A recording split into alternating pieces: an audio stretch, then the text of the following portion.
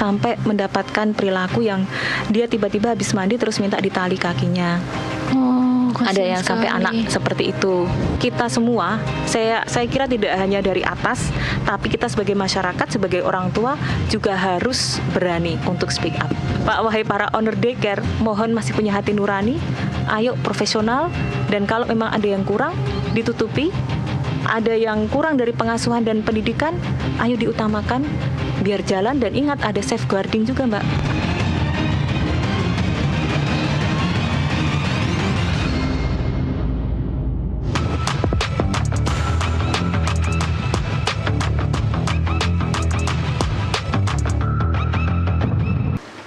Kalau ada yang menangis, perlakuannya seperti apa, Bu?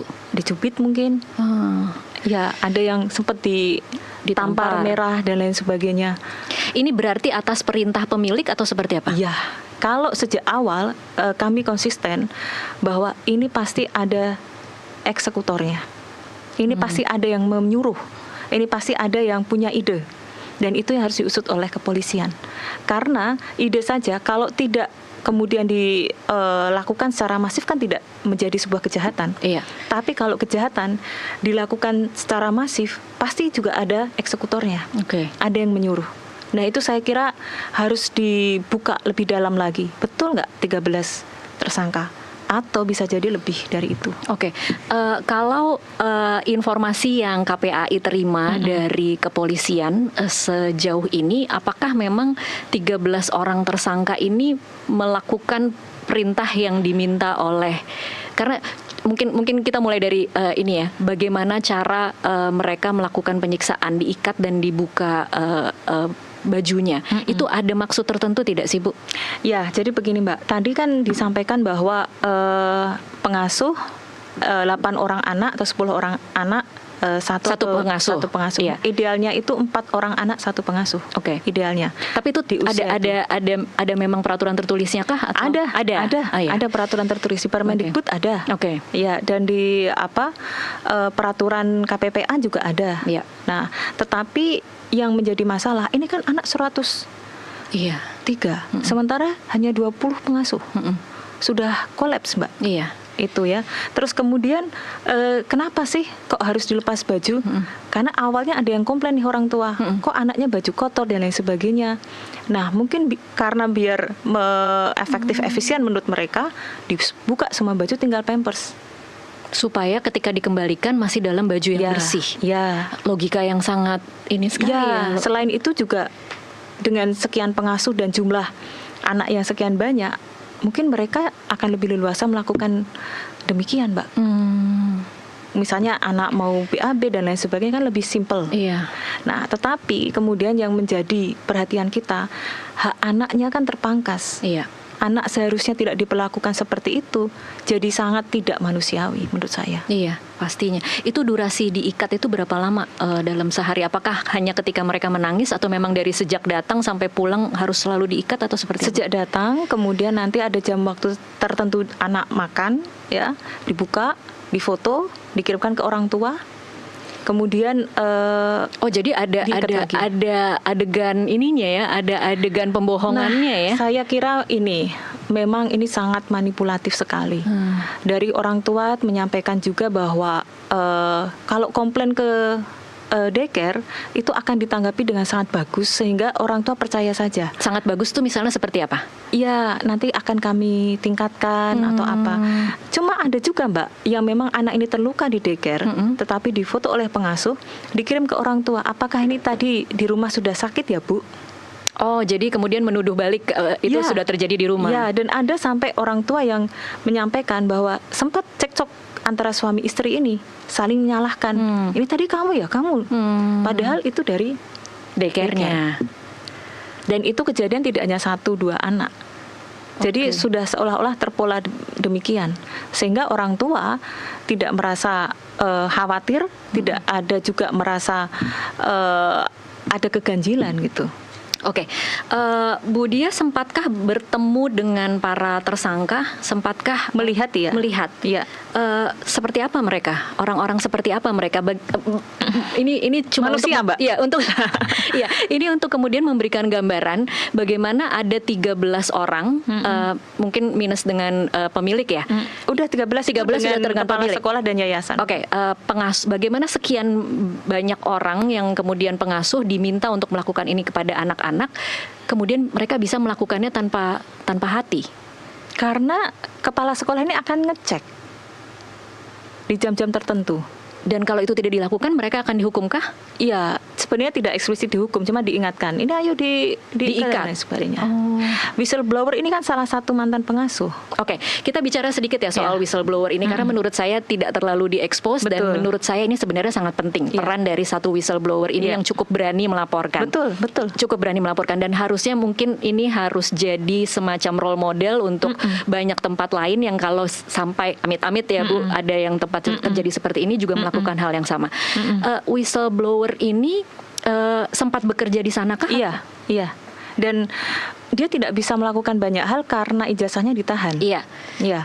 Dan dia mengumpulkan bukti-bukti dulu. Dia mengumpulkan bukti-bukti. Iya. Dan kemudian dia meyakinkan dirinya bahwa nanti dia kalau mau melapor kemana, kira-kira dia aman apa tidak. Karena dia tahu siapa di hadapannya, siapa yang akan dihadapi. Kemudian dia juga harus meyakinkan salah satu wali, salah satu atau salah dua wali murid agar tahu sebenarnya yang terjadi seperti ini, dan itu nggak mudah, Mbak. Iya, kalau Anda melihatnya sebenarnya Bu, sampai sekarang saya belum ketemu dengan whistleblower. Oke. Betul-betul dilindungi. Betul-betul dilindungi. Oke. Sudah bagus berarti ya kalau memang sudah dilindungi. Tetapi modus untuk menahan ijazah untuk pengasuh di daycare, Anda melihatnya ini sesuatu yang memang sering dilakukan kah atau memang insidental untuk kasus ini saja? Seharusnya kalau di dalam pekerjaan apapun itu cukup bisa fotokopi ijazah kan? Iya. Tidak mesti harus ijazah asli. Dan ini ijazah asli loh yang ditahan, bukan fotokopinya. Berarti ada maksud terselubung. Iya. Makanya kami meminta jangan hanya ketua yayasan, owner dan lain sebagainya juga harus diperiksa. Itu belum ya Bu ya? Sepertinya belum. Ini sesuatu yang besar dan berkuasakah sehingga kemudian memang terasa ada tekanan-tekanan di kasus ini? Saya kira demikian. Atau mungkin saya kurang paham, ya ada mungkin pertimbangan lain, tapi dari sejak maksud awal berdirinya daycare ini dengan menahan ijazah, itu sudah satu bentuk ketidakadilan. Kalau Bu Dia kemarin sempat ketemu dengan keluarga korban, adakah informasi atau cerita bahwa keluarga korban mendapat tekanan atau intimidasi? Ada. Seperti apa tekanan? Ada beberapa keluarga yang tiba-tiba didatangi orang yang tidak dikenal begitu. Ada dua orangan. Kemudian sampai si keluarga korban ini mengungsi ke rumah saudaranya. Didatangi orang kemudian dibilang apa Bu? Kayak dikuntit begitu, dimata-matai.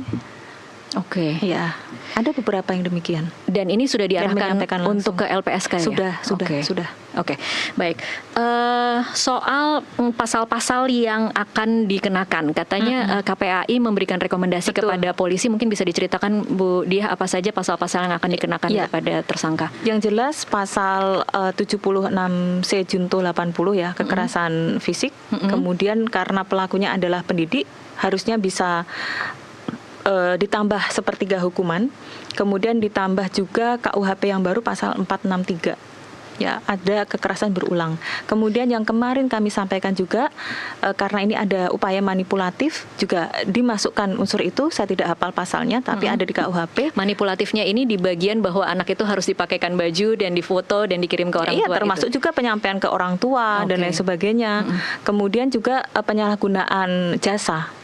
Itu juga harus diikat. Jadi kalau berapa unsur banyak. Dan semoga memang bisa lebih banyak sehingga betul-betul mendapatkan hukuman yang setimpal.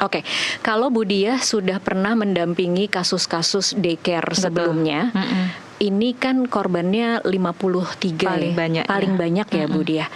Menurut Bu Dia nanti ketika proses di pengadilan, apa tantangan terbesar untuk pembuktiannya? Satu, kuasa hukum kan juga banyak nih Mbak.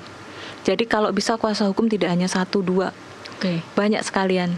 Kemudian yang kedua, karena pelakunya masif, massal, maka memang perlu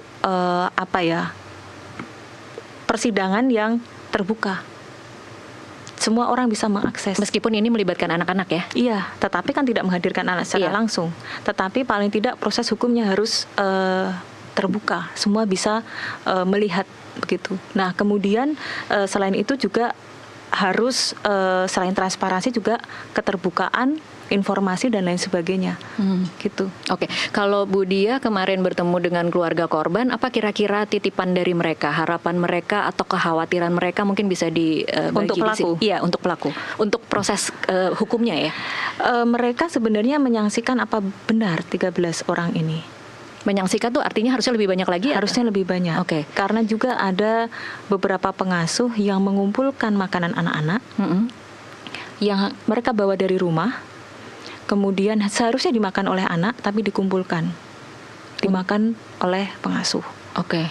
Nah, kemudian ada pertanyaan dari wali murid, orang tua juga, kenapa hanya sampai ketua yayasan, tidak sampai di atasnya. Kemudian dari 11 pengasuh ini, karena yang satu kepala sekolah, satu ketua yayasan, ini masih banyak pengasuh lainnya juga. Oh, oke. Berapa banyak dugaan? 20-an pengasuh ya. Yang masih belum diperiksa berarti? Oh, enggak semuanya ya. Masih ada sekitar 9. Sebenarnya udah diperiksa semua, tapi kenapa tidak ditetapkan status dan lain sebagainya. Oke. Ini kalau orang tua menanyakan itu artinya mereka tahu ya siapa pemilik? Betul. Kalau mereka tahu siapa pemilik, apakah pemilik ini tidak hanya memiliki satu daycare ini, masih punya daycare lain atau seperti apa? Enggak, ini hanya satu-satunya. Jadi daycare ini dulu sudah berdiri, Mbak. Sudah hampir 10 tahun ya. Tapi dulu namanya beda. Oh, oke. Namanya berbeda, ada masalah, tutup. Nah, terus mendirikan yang baru, yang sekarang ini. Yang sekarang ini berdiri dari kapan? 2018. 2018. Masalah yang waktu tutup itu gara-gara apa, Bu? Ada persoalan internal juga. Sepertinya juga komplain dari orang tua. Tapi saya juga belum lebih dalam. Cuma informasi yang kami dapatkan begitu. Oke, baik. Kita harus break dulu. Nanti di segmen selanjutnya kita akan bahas seperti apa sebenarnya pengawasan terhadap daycare, perizinannya seperti apa. Nanti akan kita bahas di segmen selanjutnya. Pemirsa tetaplah bersama Kasih Paham. Kami akan kembali usai jeda.